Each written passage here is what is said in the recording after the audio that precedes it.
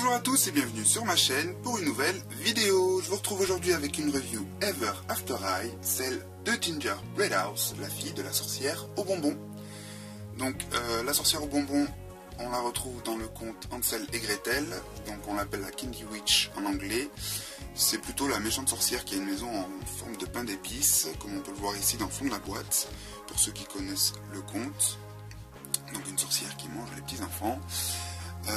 Ici on a un chaudron avec des cupcakes, c'est super sympa. Ginger est une rebelle, puisque je pense qu'elle ne veut pas vraiment suivre les traces de sa mère, ce qui est un peu normal. Alors Ginger Breadhouse, donc Breadhouse veut dire maison de pain, et Ginger, enfin le gingerbread, c'est le pain d'épices. Voilà pour le jeu de mots vite fait.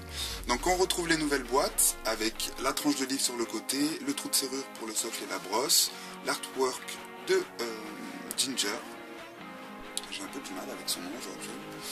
Le logo rebelle. Ici on a donc son prénom, Ginger Breadhouse, Daughter of the Candy Witch.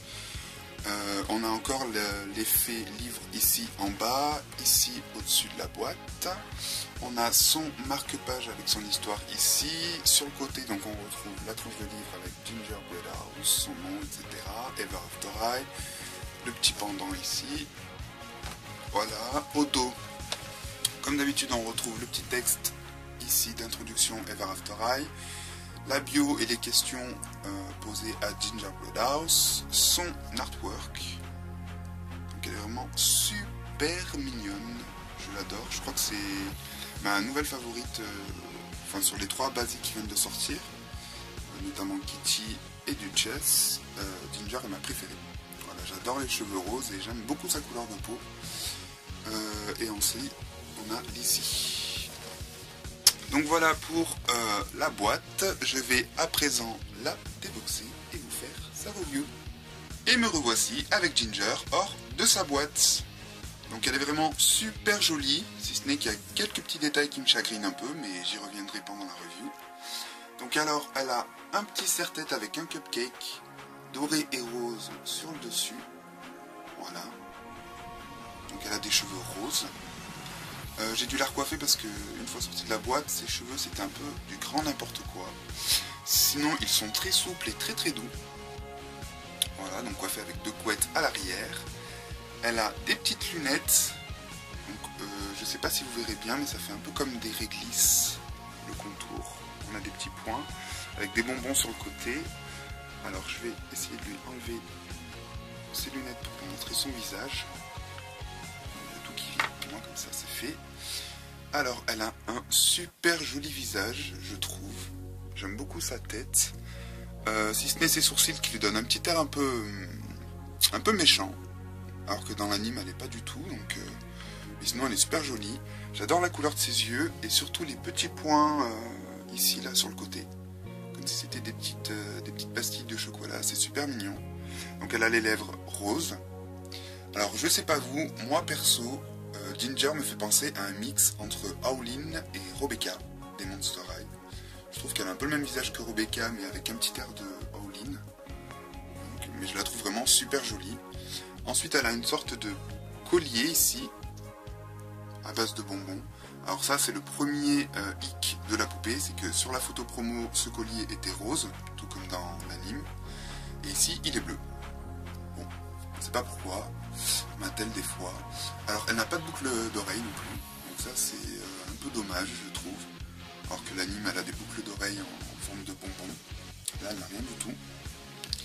Sa petite veste est super mignonne. Elle est noire, toute simple, avec à l'arrière une petite cape jaune pailletée. Voilà, comme ceci.